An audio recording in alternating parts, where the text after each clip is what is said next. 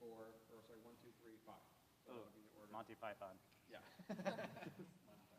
So are we sitting up there while we're continuing? No, I'll go up first and then I'll call you up.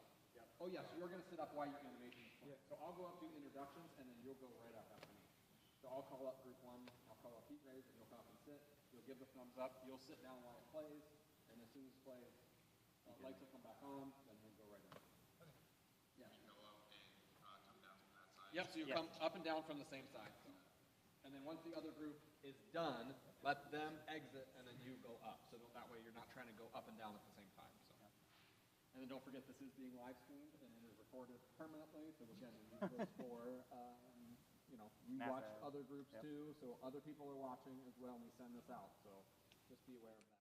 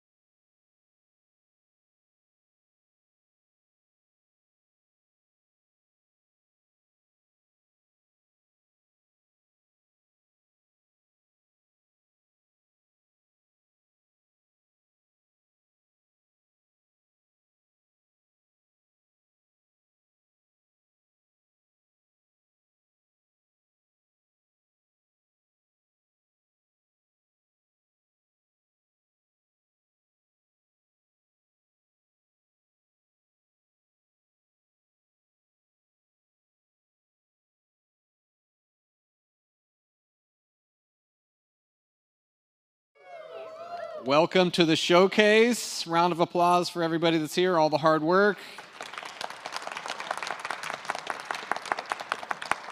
The students work really hard for this day. They've been working all semester, just not on the projects, but also the presentations. So we're really excited to showcase this. I would like to thank our critiquers for coming out as well. Actually, let's do introductions for you as well. So if you don't mind, do you want them to come up or? Tim's going to pass around the mic. Just introduce yourself. That way everybody can know who you are. You're going to just pass it down. That way we can keep stuff flowing.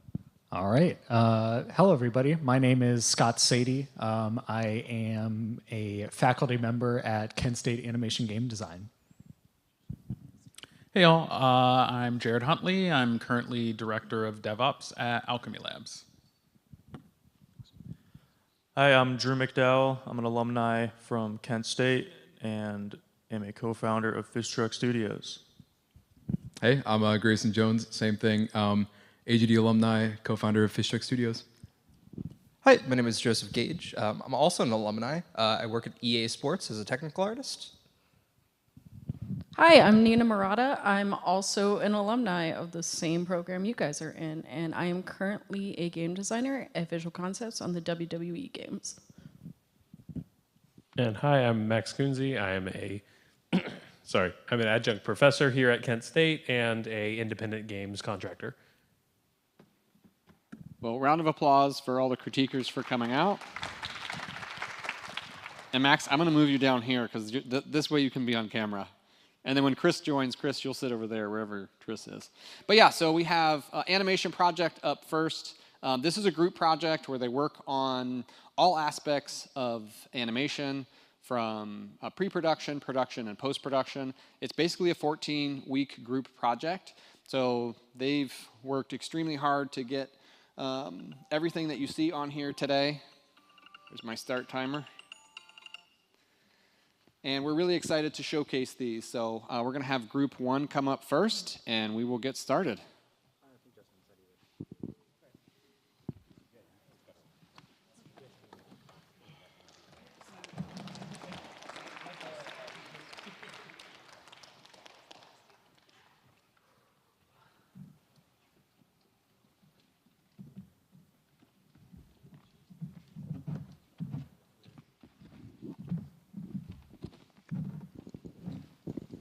Is it already just like that?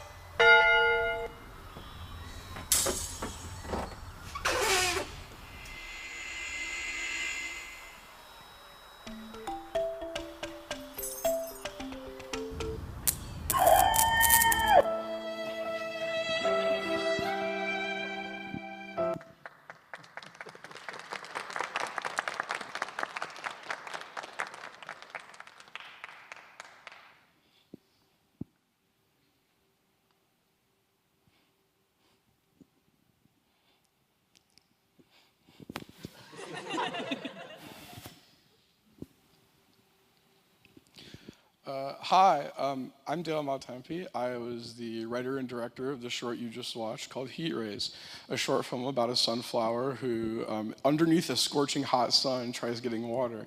The problem is that he's an asshole, so it doesn't go great.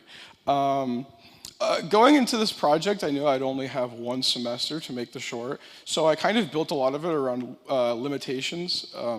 I wanted to make the story, character design, and location as simple as possible, and just hone in on character acting, because that's what I know I'm good at.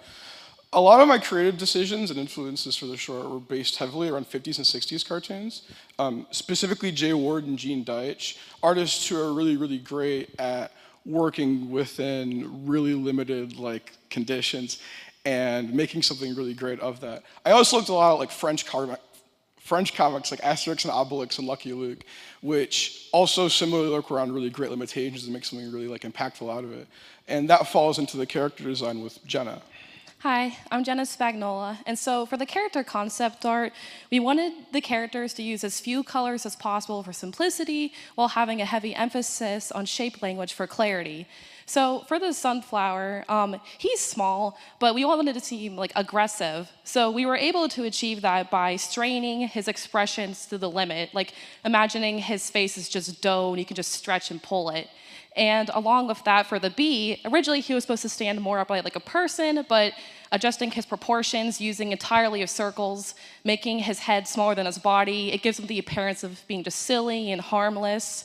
And then the cloud characters, they're also entirely circles, but they were just intimidating with their size and their scale, and that can lead into the color script with Lamarty. Hi, I'm Lamarty Vargas. So for our color scripts, the inspirations were based off of mid-century modern graphic design and older European comics such as Lucky Luke and The Adventures of Tintin, which implemented a lot of bolder colors in their paneling, which helped their characters stick out and helped keeping attention onto our flower. We wanted the colors to help show a progression of time, which is why there's a lot of hue shift utilized throughout the animation, as well as having the added intent to give everyone their own personal touch to each scene. All right, my name is Azzy. So when making some of our stylistic choices, line art was a really big part of our creative process. We wanted our short to be as expressive as possible, so in addition to the exaggerated facial expressions and poses, we implemented line art with variation in thickness with a calligraphy brush. The objective of this variation was to make the action expression and story beats more punchy. This stylistic choice was inspired by French comics like Lucky Luke, Asterix, and Obelix, which do have a similar style. While the snappier line art might seem like a subtle difference, having that smoother line art would generally seem out of place with our chaotic and action-packed story.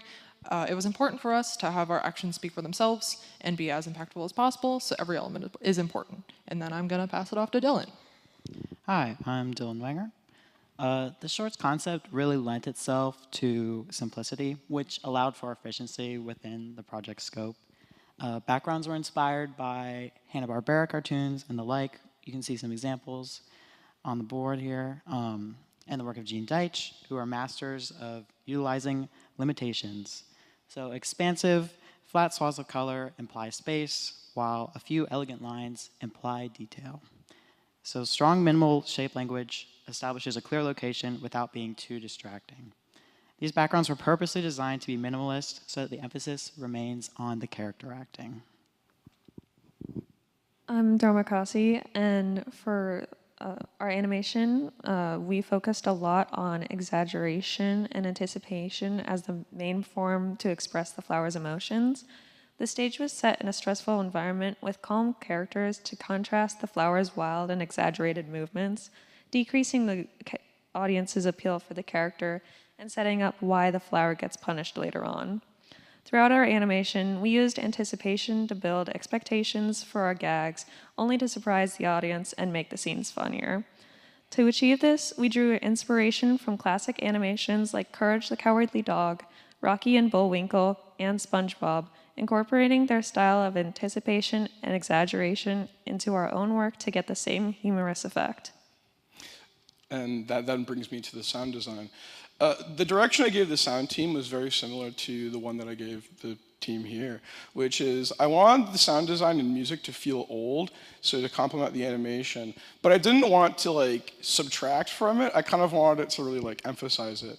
So what I told them was to keep the music really atmospheric and really quiet, but keep the sound effects punchy. I wanted the music to contrast and the sound design to complement, basically.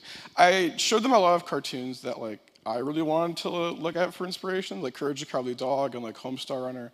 Cartoons that utilize sound design in a very interesting and unique way that really creates a great atmosphere. I even told them to use like Casio keyboards and stuff because that creates a very old feel that I think really, really benefits the short to its fullest extent. And I'm not sure if there's more, but that would then bring us to our Q&A because I'm done.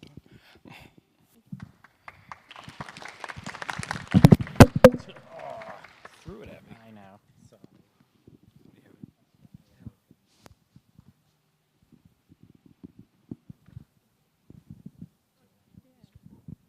Hi guys, I want to start off saying like congratulations, you completed an entire project this semester. That's a feat you should not take lightly.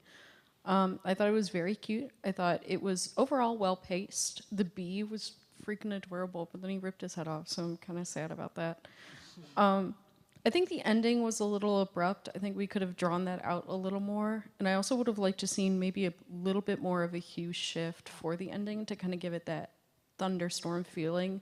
You know how when like a thunderstorm's coming and it's like 3 a.m. but it feels like 7 p.m.? Kind of really lean into those shadows and like maybe even animate shadows on the floor of like, or on the ground of like the clouds coming in or something, just to kind of emphasize that.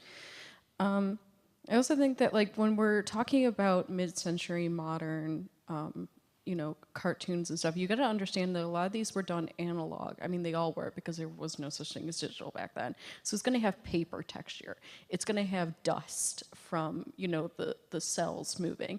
Adding just a layer of texture would have really pushed that style a little more because to me, this kind of reads like more like 90s, very Courage the Cowardly Dog, very Ed, Edd n Eddy kind of feel, which isn't bad, but I don't think that it really hits mid-century. Like, I grew up watching Tom and Jerry and like all these old cartoons, so I'm always looking for that paper texture, that hand-painted feel to it, which is difficult on digital, of course, but just going that extra step would have really kind of sold that style.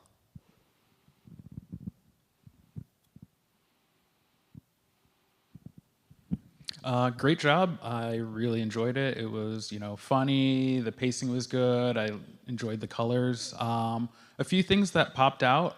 One, the gnome character in the beginning. I think, you know, going into the house and focusing on the gnome, it kind of felt like the gnome might be the main character, but then they didn't show up anymore. So maybe adjusting that a little bit. I thought the sound design in general was actually pretty great. I feel like there was a few missed opportunities to add, you know, some oomph, like, you know, emphasizing the murder of the bee a little bit more with the sound effect, and then especially the ending with the lightning bolt. I think, you know, you could have ended it with literally like a bang, something a little bit louder and punchy, and it would have stood out a little bit more. But overall, great job. Sorry. Overall, I really think this is really cool. I enjoyed it all the way through. Very funny. I like the gnome. I like all the exaggerated expressions. Everyone else hated when the bee died. I thought it was kind of funny.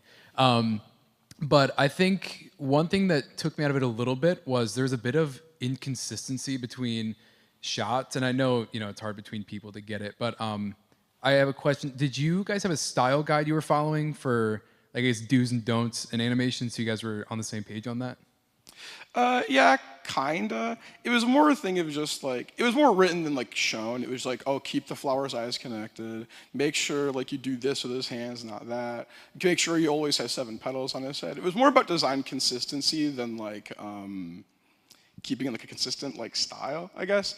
I like when artists have different styles that all kind of show in the short or whatever, but like they all kind of make something that feels cohesive. I really like the way that like all of the artists kind of have their own say in how something looks. I think it looks unique or whatever. Yeah, my only pushback to that is when we're seeing the same character and it's in different styles, it feels a little like jarring. I think, you know, if the bee is done by one person, the flower is done by someone, background's done by someone, those will all be consistent. But if one character is changing like artistic styles, as you put it, I think that can be a bit distracting when it goes from scene to scene. But again, I'm kind of nitpicking here. I think overall it's just very good.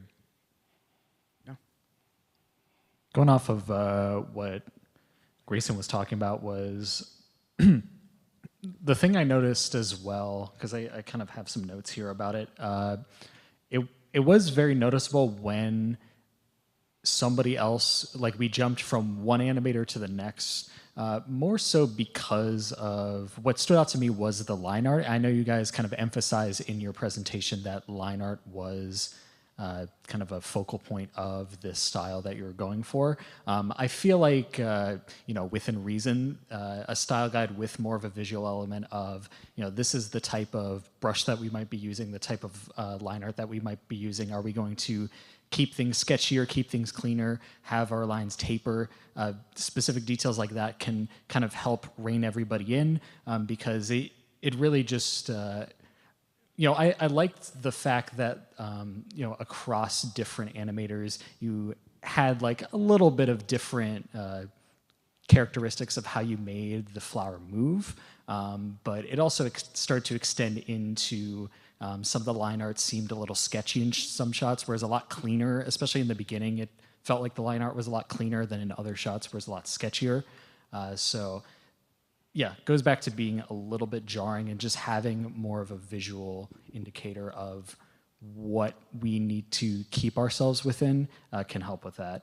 One other thing that gave me a little bit more context as to like what this was about was in your presentation, you kind of mentioned at the beginning that like he's trying to get water, he fails at that because, you know, he has a very like mean personality, but that aspect of the flower character didn't really come across to me until he ripped the bee's head off, and I just found it very jarring. I was like, why would he do that? So I feel like more little moments to build up to that would help with the overall story that you're trying to tell here and make his comeuppance that he receives at the end from the lightning feel a little bit more satisfying. But like overall, I think you guys did an incredible job with just keeping this character expressive. They're a lot of fun to watch, and yeah, I thought it was very funny. With that lightning ending, I know other people said that they wanted you to linger on it more, but I think I get the impression that, is it a gag that it is that short and out of nowhere? Yeah, the original idea for the ending was that the lightning hits the flower, cut to credits. Like immediate cut to credits. And I think you got a good idea there. I think what you could do is work with that and push it further. Mm-hmm. Make the sound effect for when he gets struck by lightning something that's just not appropriate, like blam, you know, something dumb. And then when the credits roll, make them roll at like 4 times speed. Mm-hmm. Like just like, you're not along for this ride. We don't care. It's gone past, you know, the moment's gone. We don't care. The short's over. Screw you. Yeah. Do something like that. It could be pretty impactful. Yeah, I wanted to do something like that. Like I had an audio recording on my phone of like me screaming for like 1 second. I was gonna send it to the sound team, but a lot of squabbling kind of led to that not happening. But yeah, I agree.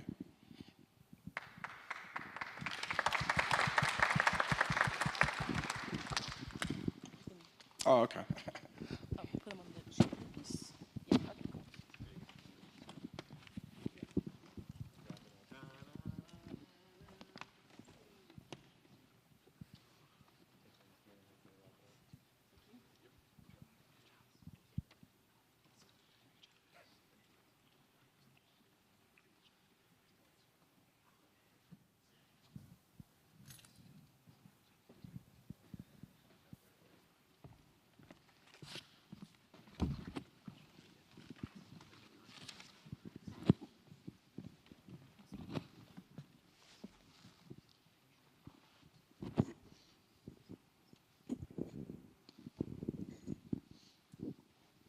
Don't want to leave your homeworld for intergalactic products? Cadabra Delivery Service has got you covered. Our pilots are working around the clock to get your much needed products. We won't rest until you're satisfied.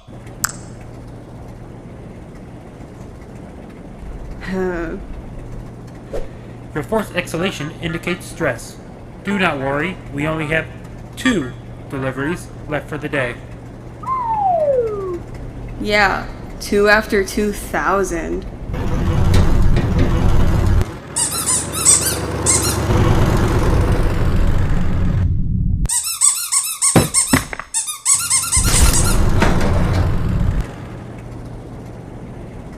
For this next delivery, we will require a signature. Dude, you need to get a better voice modulator. I can barely understand you.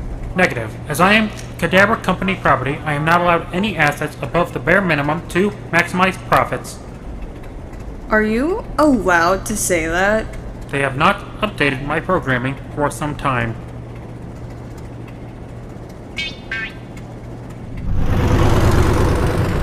Sign here. I was supposed to get 2 packages. I keep asking them for a better ship. I knew this would happen. Don't worry, I'll handle it. Cadaver Delivery is not responsible for any lost packages. If you have any issues, you can contact the helpline. What do you mean you lost my package? I think we need to run.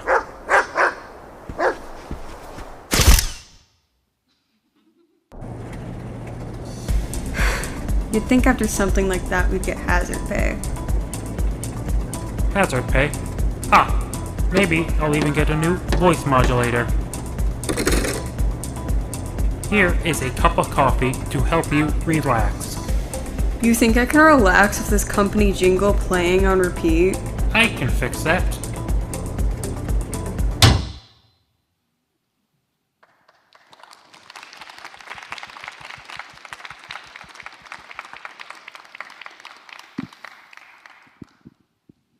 Hello. This has been Cadaver Delivery Service. I'm Maeve, the writer and director of the short.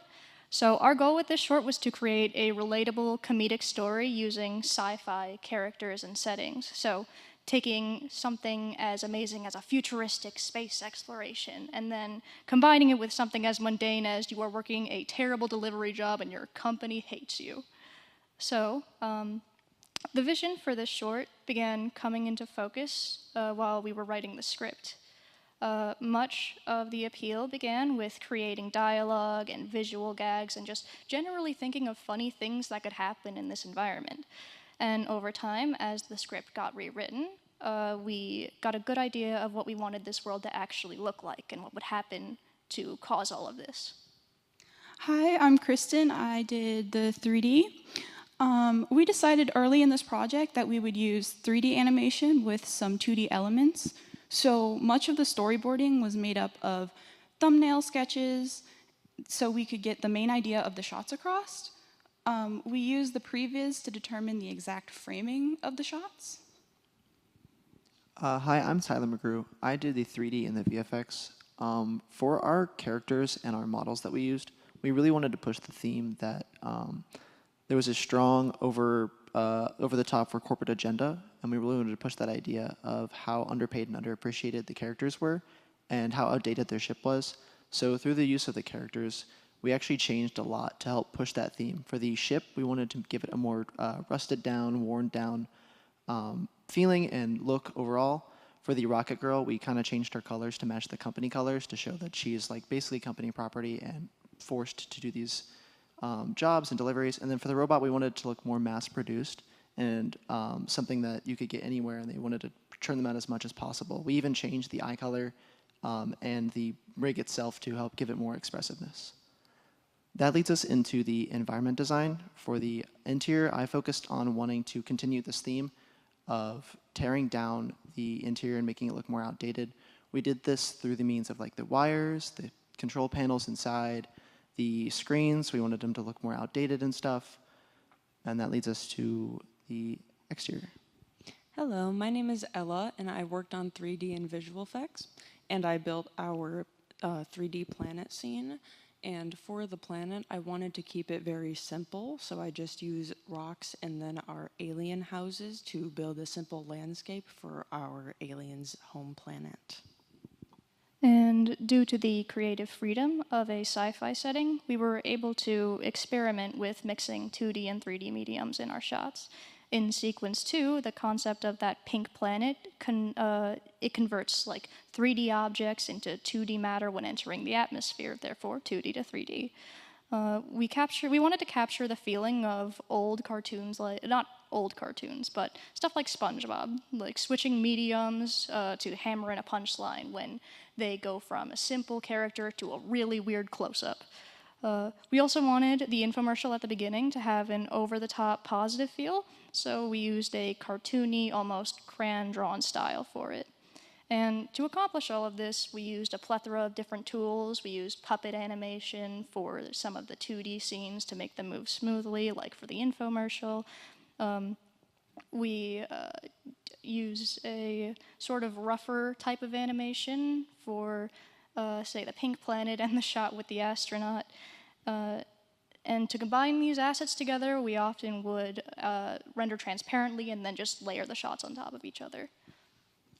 Hello, my name is Aaron Gatson, and I was part of the lighting and 3D team. Now for the lights, I mainly worked throughout the animation, mainly for inside the ship and also outside the ship as well. I used all different kinds of colors, like green for inside the ship for displeasure, or using orange for inside the ship for irritability or anger, and including on the Karen's world as well, where it's more for an upset color as well. And for our 3D sequences, we were using the Ohio supercomputers to render. This was able to give us quality renders very quickly, and that helped speed up our iterative process while we were animating. And we also used a professional workflow of Alembic caching our animation.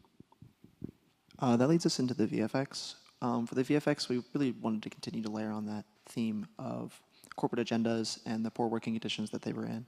You can see this through the design of the rocket pack malfunction whenever the run scene takes place on the Karen's planet.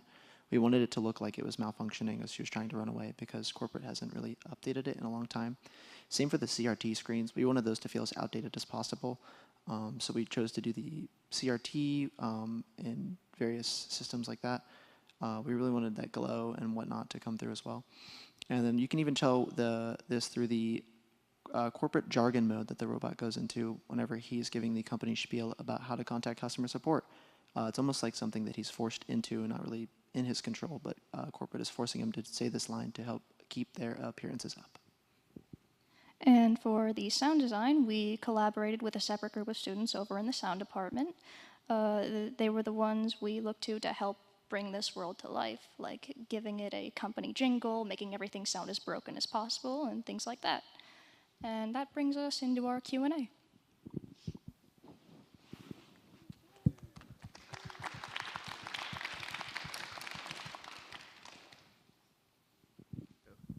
Hi guys.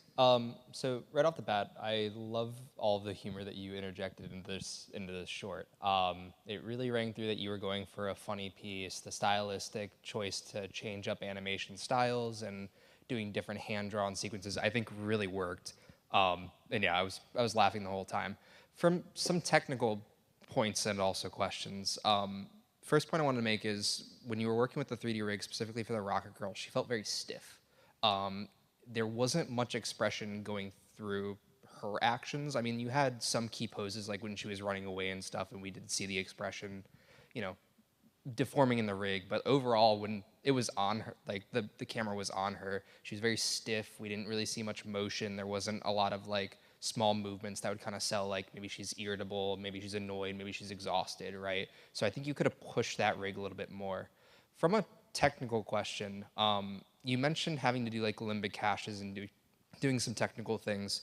Did you do a like cleanup phase at the end in post where you kind of like unified lighting together and stuff like that? It felt like in some shots like she was overexposed and the robot was a little underexposed in some areas. And I wonder did you spend time in the back, like, you know, towards the end of production to just kind of unify your shots?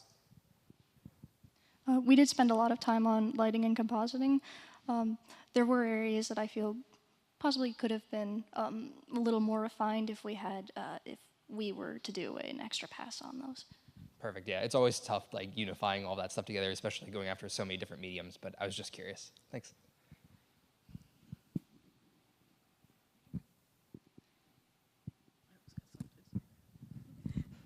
Hi guys. I think the lighting was actually pretty good. I want like what Joey said is that there were some spots that felt overexposed and some didn't. But I think overall, I think the lighting was actually quite impressive for the 3D scenes.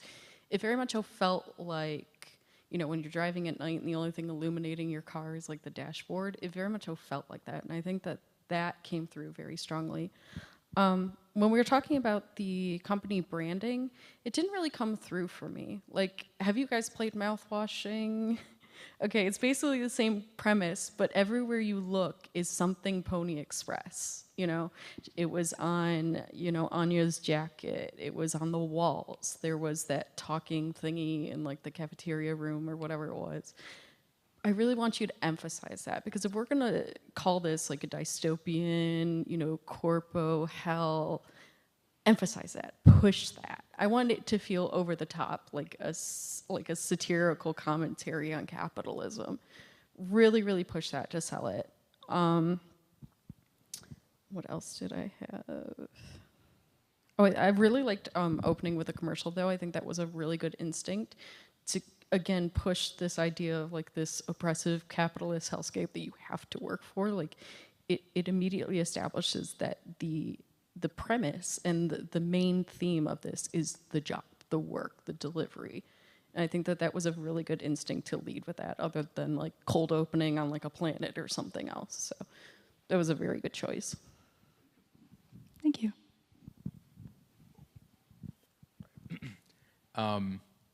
Wait, what was I gonna say? Oh yeah, right. First of all, I want to say I really liked it. I thought it was a very cool animation. One thing I was caught up on was the, I guess when either the robot or the woman was talking, I felt like the mouth was, you know, not super synced for, what was her name? Rocket Girl? Rocket Girl, we'll call her Rocket Girl. Like, you know, I saw like mouth open, close, sort of like how anime characters would talk, and with like 3D. Does that rig have full mouth controls, or is it like just sort of open and shut? Yeah, I believe it has full mouth controls. Okay, I think if you were to do another pass, I'd like to see more intention to that. And then with the robot, I think, you know, I don't know how much control you have over the robot, but more indication that he's talking as well, because I know, you know, stiff motions are, you know, part of a robot, but I think you could do more to push the robot speaking, whether that be like his eye glows when he says something, or he like does like minor movements with his speech. But I think there's way more body language to dialogue than just the audio, and I'd like to see that pushed more if you were to continue. Great job. I really love the theme. It's super relatable. I think everybody's had their kind of, you know, experiences in a job that they don't like. A few things. I liked the commercial at the end, but I feel like the transition from the commercial to the animated part was a little bit abrupt.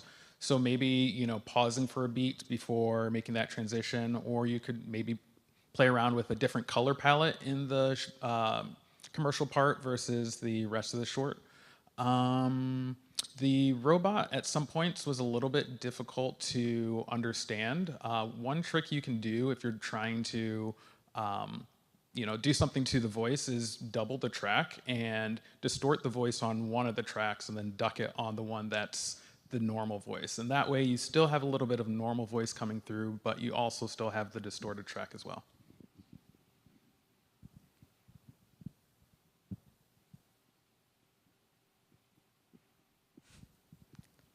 Yeah, and kind of like the thoughts I had,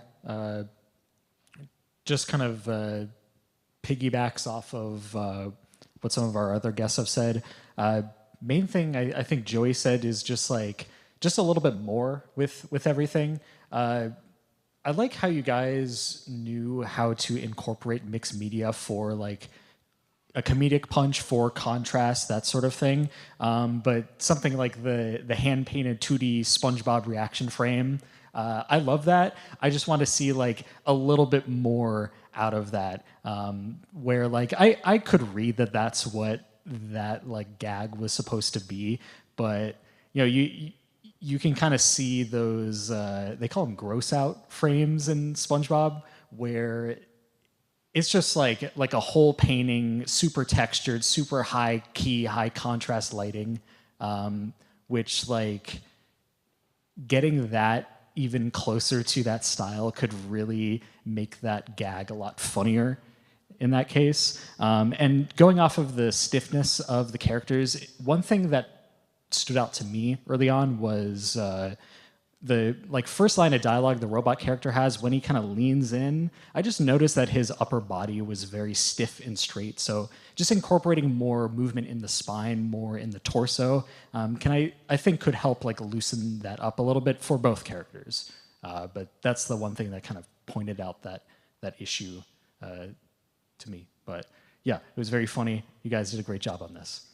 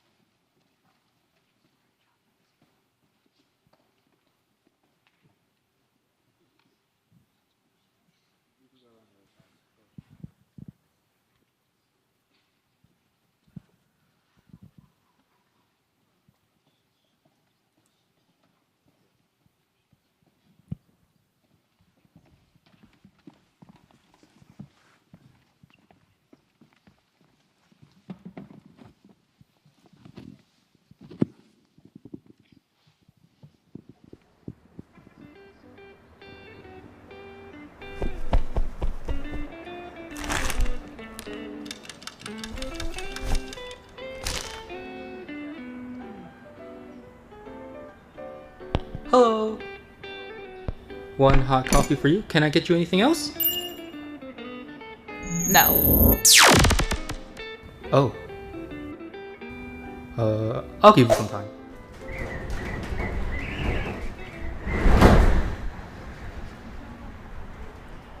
Average man. Finally. Citizens of Starstruck City, have no fear. Average man is here. Faster than a speeding bullet. Stronger than... Yeah. Stronger than an ox, kinder than Mother Teresa. Aha! My arch nemesis, the foul and cunning Dr. Inconsiderate. So, my oppressive opponent, what sort of trickery have you lured me into? I've received your threat. Average men need to talk. Please meet me for coffee. Well, I'm here, foul creature. What's the game? Could you please drop the voice? We're in a conversation, not a public stage play. Every time. Oh yeah, sure. What's up? Look, we've been nemesis for a good amount of time. For about 5 years, 3 months, 36 days, and 2 hours. Yeah, and it's been nice, but if I'm going to be honest, I think we're moving in 2 different directions entirely. Well, what are you trying to say?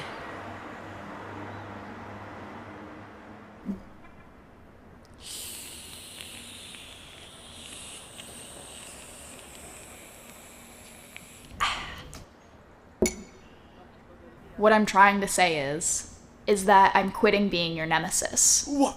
You can't quit! You're Dr. Inconsiderate! You're the scab and plague that affects Starstruck City, the only villain in this town! I mean, we've been at this for 5 years. Yeah, and you haven't been on top of your game recently. Oh, you saw that? Yes, I saw that. I have cameras all over the city. All good supervillains keep cameras.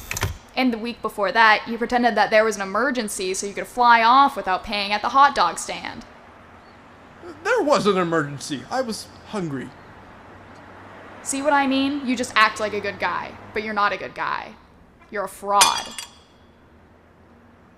Oh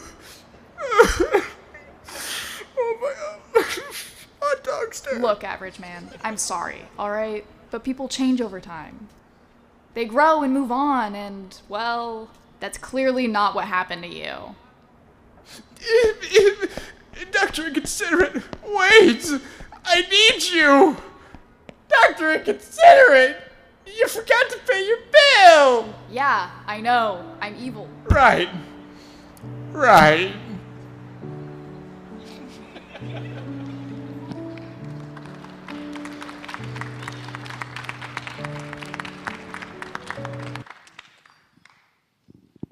Hi, I'm Eugene, and this has been Average Man. Average Man is a short comedy about a superhero being dumped by his ex-arch nemesis, Dr. Inconsiderate. As the writer and director of this short film, I wanted to focus on the comedy and the character dynamics, and to use the superhero genre to reverse expectations. Instead of an action sequence of a daring hero fighting crime, you get a superhero who's whiny and crummy, and has his symbiotic relationship ended over coffee. The style of the short film was heavily influenced by the late 90s cartoons, such as Powerpuff Girls, Johnny Bravo, and the character, the Crimson Chin from Fairly Odd Parents. I wanted the short film to feel like an early 90s cartoon and like a sitcom, so I made sure to explicitly state that the actions of the characters should feel both grounded and silly. The other big challenge was to whittle down a 10-page script into 3 pages, so I made sure to focus solely on the character core aspects and the comedy. Hi, I'm Colin, and I worked as the character designer. After being given a rough design to work with, the rest of the team and I collaborated and picked out the elements which we felt were the strongest for the character designs. The primary objective of our characters was to keep them as simple as can be. Being sure all of our animators were able to draw the character in different positions and angles was very important to maintain consistency throughout the short, and a big part of our character designs was based on Brendan's idea of shape language. Hello, I'm Brendan, and in terms of shape language, I suggested that we use a triangle as the base for our villain character. We chose the triangle because it usually is associated with characters that show being evil or villainous, characters like Bill Cipher from Gravity Falls, Dr. Doofenshmirtz from Phineas and Ferb, and of course, Phineas himself, who is also from Phineas and Ferb. Afterwards, I suggested that we keep using the triangle shape for our hero character, but instead of it being upright, we decided to make it inverse. This shows that the characters are similar because they're both triangles, yet different because one triangle is inversed. This inverse triangle gives off the classic hero look in shows like Batman from the animated series and Superman from Justice League Unlimited. For our hero character, he has this thing called bum mode. This mode causes his shape to change. This change is adding a circle to the mid part of the triangle, making the character feel more soft and weak. Just like how Snorlax is from Pokemon. Hi, I'm Katie. I did a lot of the assets for this short film, and the assets we created were the table, the cup, the croissant, and the plate. And we started with a 3D model base to ensure consistency throughout every angle of our 2D assets when we turned them into 2D assets. And in this process, we also decided the color of each of these assets based on the pre-existing color palette of the cafe.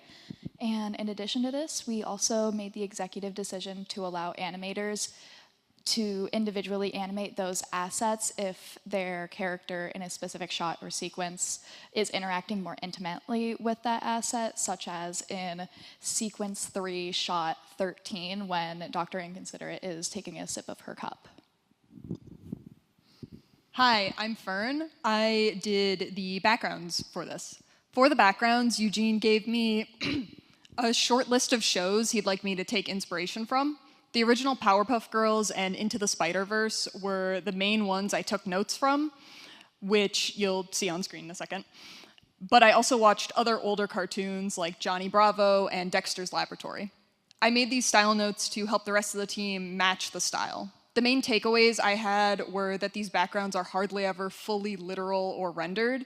They imply shapes more than they show them and make heavy use of non-literal, limited palettes. Textures also do a lot of heavy lifting, adding visual interest to otherwise rather flat shapes and colors. It's more about building a vibe than a real space, which means buildings can be orange and nothing more than a few vague square shapes mashed together. For the animation itself, we implemented the use of stills and snapping movements to replicate the animation of the late 90s. Along with that, we also used the technique of smear frames to have the full illusion of movement, and embracing the traditional ways of animation. We also thought it was important to make these characters as lively as possible, to make them feel more like people rather than just cartoons. And for audio, we collaborated with another class that's based more in audio. And in this process, we would designate our fellow crew members as voice actors. Eugene is Average Man, I was Dr. Inconsiderate, and Brendan was our waitress. And sorry, hold on. And it was in this process where we decided where all the sound effects were going to go. And I'm sure in our animation you noticed that we had subtitles. Now, Eugene, our director, is a CODA, which is an acronym for Child of Deaf Adults. And so it was a very hard point for us to be able to have our animation be as accessible as possible. Now it's time for questions.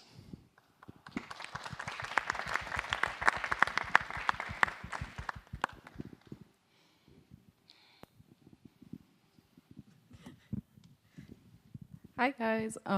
First off, I want to say like the environmental style, the backgrounds and stuff were absolutely incredible. I was a Powerpuff Girls kid, and immediately I was like, this reads like Powerpuff Girls. I think that there was a lot of really good work done on the backgrounds, like incredible. Like go start applying for studios now to be a matte painter, like that good. I really like the smear frames. I think that it kind of wasn't consistent across each animator. Some of them, they were a little bit more noticeable than others. Try and just exaggerate that a little more because that is that old cartoony feel.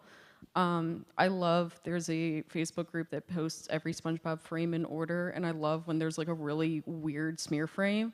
So like, just emphasize that because that's what makes those old cartoons so iconic.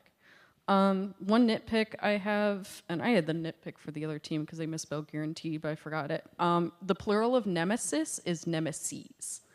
Oh. Yes. Google and Microsoft Word are your friends. Do not trust ChatGPT. They don't know anything. Okay. But otherwise, like I think this was a really high quality production. You guys should be really proud of yourselves.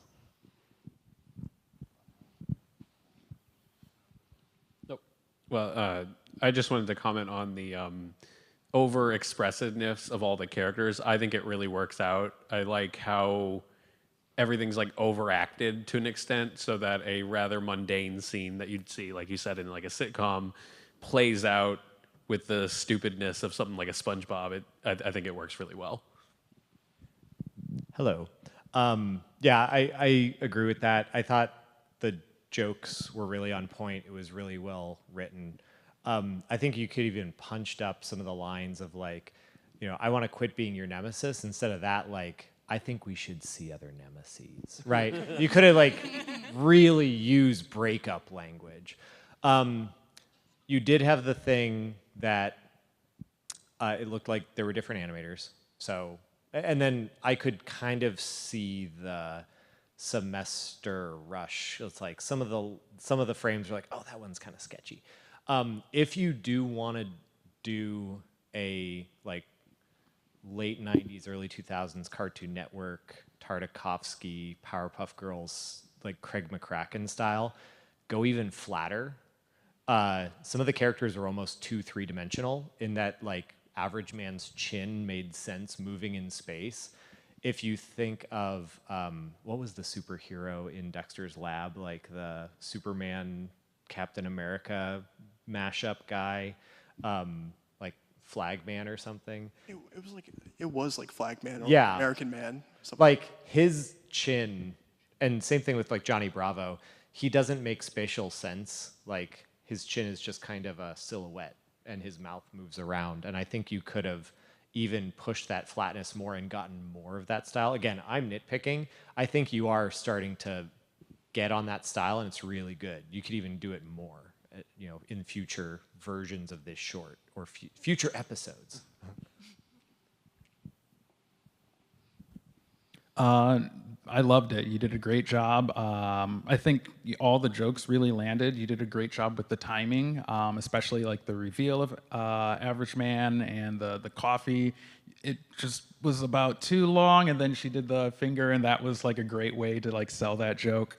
I also enjoyed the smear frames, and it was a fun spin on kind of the breakup trope.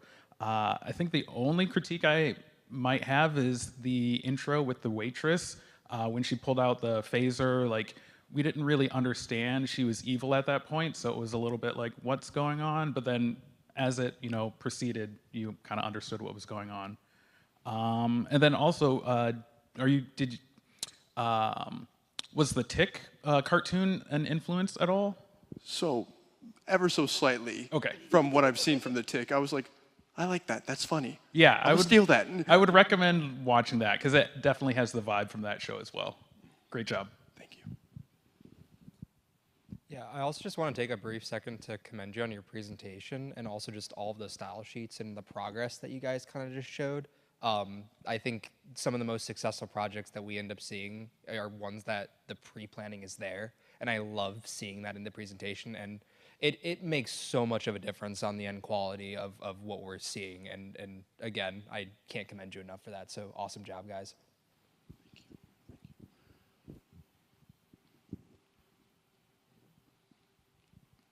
Thank you so much. I don't know. Anyone else in the house?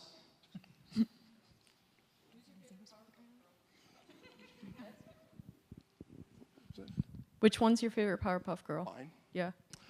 Buttercup. Oh. I'm a Bubbles girl.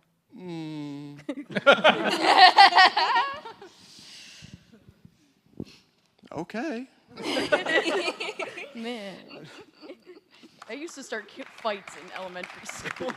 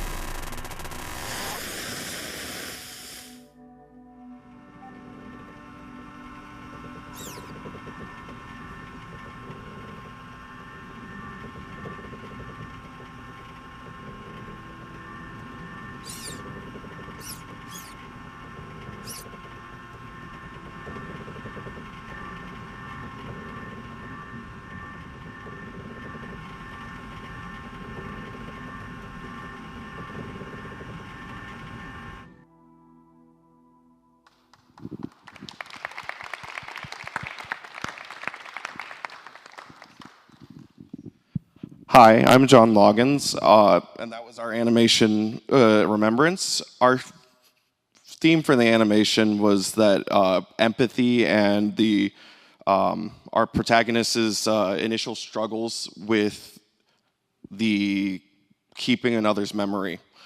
Sorry, I lost my place. So he's a robot that was designed to pick up emotion a lot better for those memories. So our first run of the story, we had a lot of confusion on what the family represented, who they were, and we just decided that we would not completely get rid of it, but kind of play off of it some more so that we could clear up a lot of stuff, so that it could be a more cohesive story. Ultimately, we decided that it's Memo's first job and his reactions to those. We completely rewrote some of the sequences, and we got to the point where we wanted to continue our original idea of having the ending be ambiguous for the audience. Can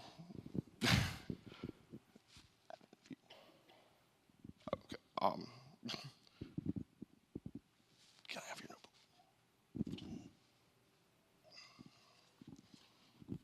notebook? So we also had a texturing and animating in both 3D and 2D, and for our concept art, we tried to create a memorable character. He was giving several palettes before deciding on his default setting of tan, which is the more neutral. And we were able to emote a lot using the hands. And later in the animation, we would change the colors. One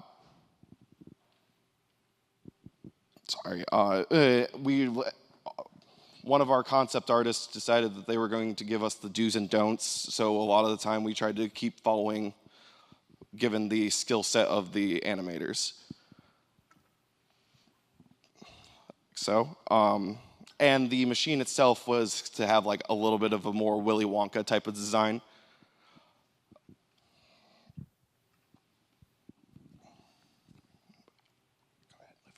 To help with storytelling, we used effects and camera movements, such as the smoke puffs, smear frames, and an attempt at dolly zoom.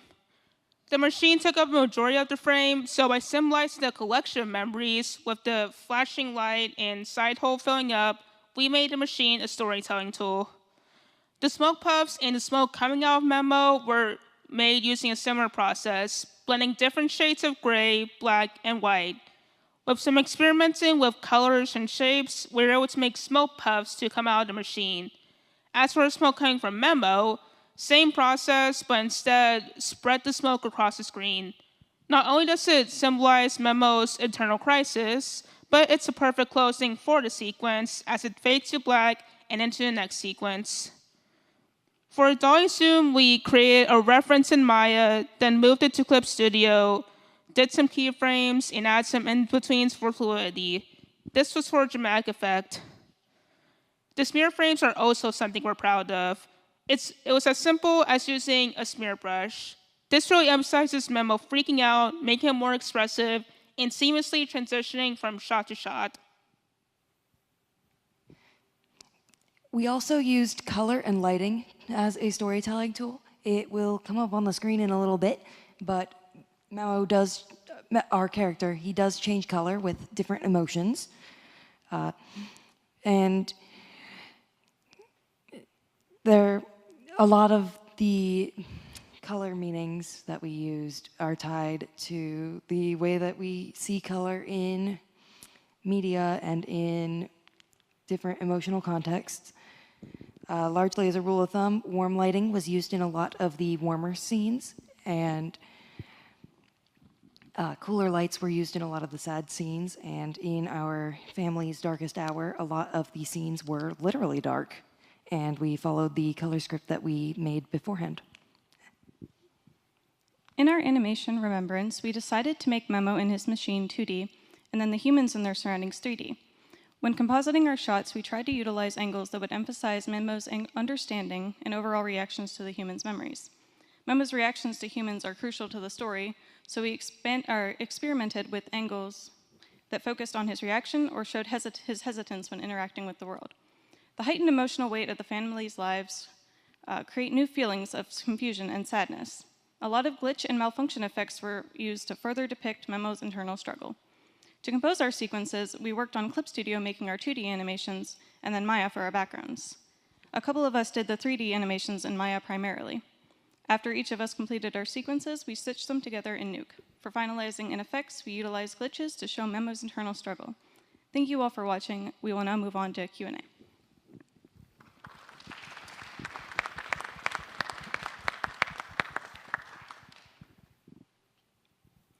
Great job. I enjoyed it. I really liked the ending. I also thought the contrast between the 2D animation and then the 3D and the memories worked well.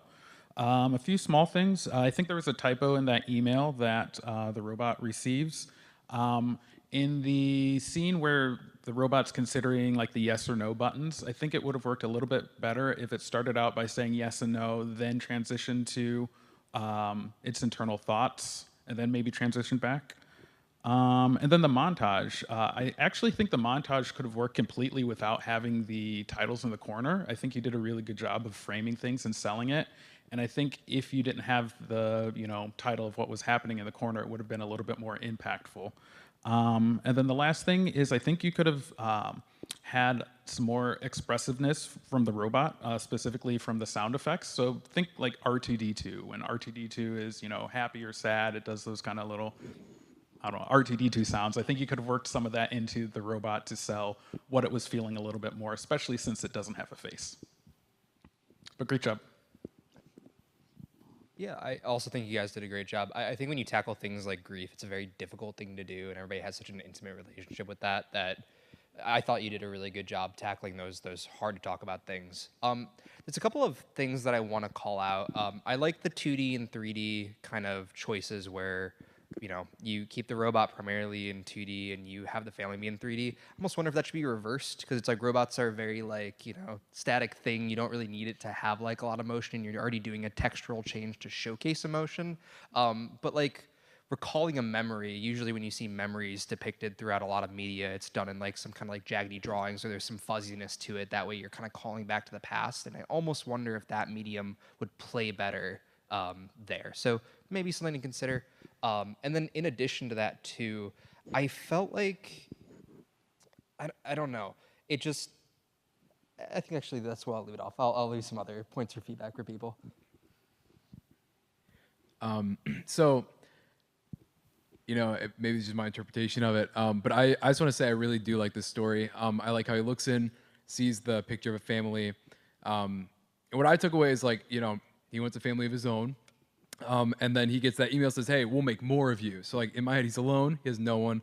And then he has this opportunity to have more of him, have a family. And so I think that's what makes that final choice all the more impactful. It's like you have, it's like, do I want a family or do I preserve this family? And thinking about it a little bit,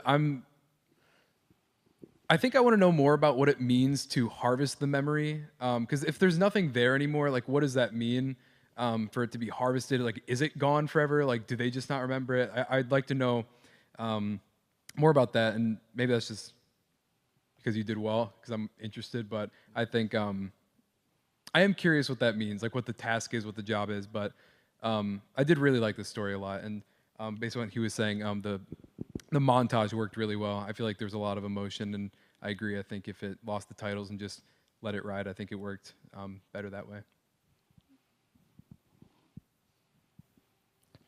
Yeah, I wanted to comment on just the whole aspect of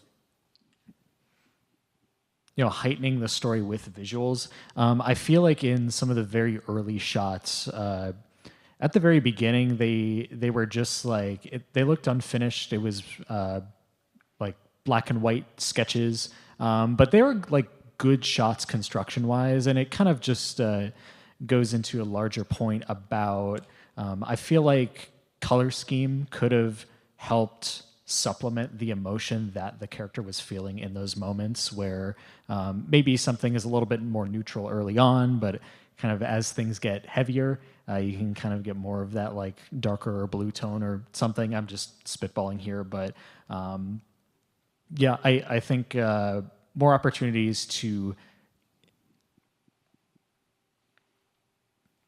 illustrate what the character is feeling with those visuals, with that color key, could have really helped with this. But you guys were able to like incorporate a decent amount of expression with the robot character itself without a face. So like I had a decent idea of like what they were feeling at the moment. So yeah, overall, like this was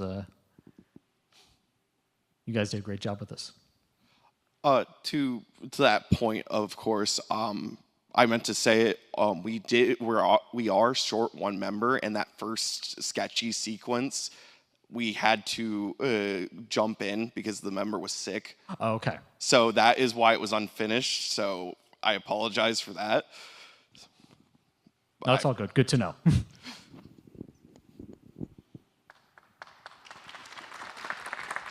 Thank you.